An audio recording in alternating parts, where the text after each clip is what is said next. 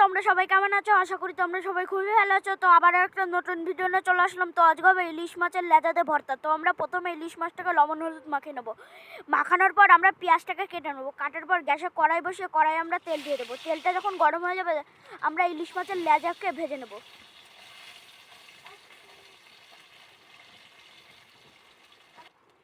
আমরা ইলিশ মাছের লেজাগুলোকে কিছুক্ষণ ভাজার পর তুলে নেব।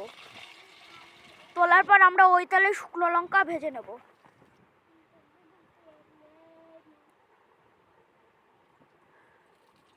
আমরা শুকনো লঙ্কা কিছুক্ষণ ভাজার পর তুলে নেব।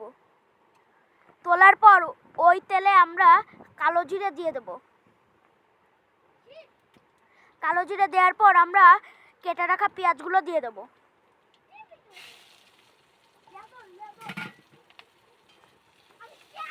আমরা কিছুক্ষণ নাড়িয়ে নেব। নাড়ানোর পর ওর ভিতরে আমরা পরিমাণ মতো নুন দিয়ে নেব।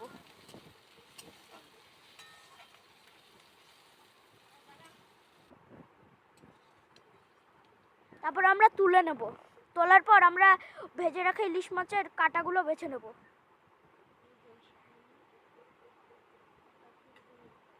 লবণ দিয়ে শুকনো লঙ্কাটা ডলে নেব। নিয়ে ডলে নেওয়ার পর আমরা পেঁয়াজের ভিতর মাছ দিয়ে দেবো। মাছ দেওয়ার পর আমরা মাখিয়ে নেব। মাখানোর পর ওর ভিতরে একটু সরষের তেল দিয়ে দেবো। কেমন হয়েছে কমেন্টে বলো, লাইক শেয়ার করে দিও। টাটা বন্ধুরা।